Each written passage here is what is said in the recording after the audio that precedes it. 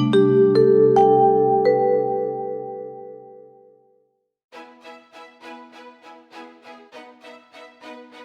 guys, so today we are talking about National Aviation Day, the 19th of August.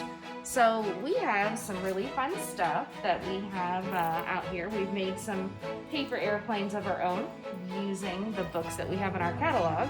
And I have some fun facts about aviation for you. Aviation has existed for literally thousands of years. However, the way we think of it now with airplanes started in 1903 with the Wright brothers, Wilbur and Orville, in Kitty Hawk, North Carolina. So there's some really cool facts about aviation I want to share with you.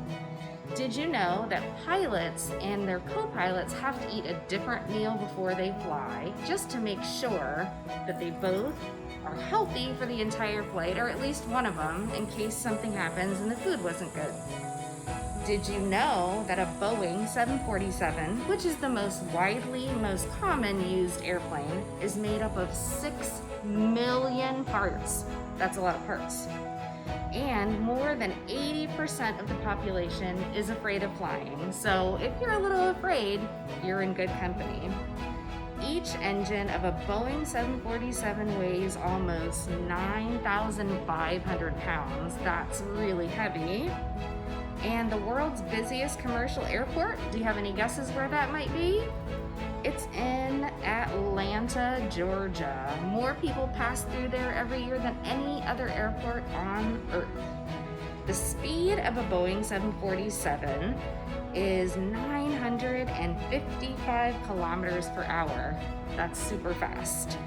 And only 5% of the world's population has ever even been on a plane. That just seems awfully low, doesn't it? And the average age of a commercial aircraft, they don't do it by years, but how many miles a plane has flown. So generally, when they've gotten to be about 50,000 miles, that's when they take them out of service. And the world's most frequent flyer, this guy has flown so many miles. He has flown over 1 million miles in 2012, all on United, all in first class. So Tom Stuker is a very fancy, very well-traveled man. So how many miles have you flown and where have you gone? So I made a couple paper airplanes using these books. This one is the Classic Dart. It's the most probably recognizable paper airplane shape. Maybe you've made one before. We're gonna see how well it flies. You ready? Hey, not bad. This one is called an Eastern Star. It's definitely a little bit of a different shape, not quite so pointy on the front. It's a little bit shorter. Let's see if it flies as well as our dart. Definitely not. The other thing that we used, we purchased this from Lakeshore Learning, which is not too far from the library. I'm sure they probably still have these, but they're a lot of fun. You can build them different ways. You can leave them plain, or you can decorate them very fancy. And we're gonna try this one out and see how far it'll go. Oh, crash and burn. So in this kit, you're gonna find a few different things that you may actually have at home without having to go buy it. These are essentially straws.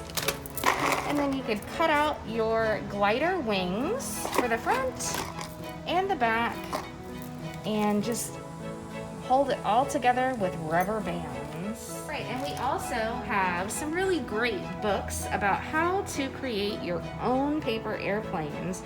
They have very detailed instructions, fold by fold, so you can see which one flies the furthest for you.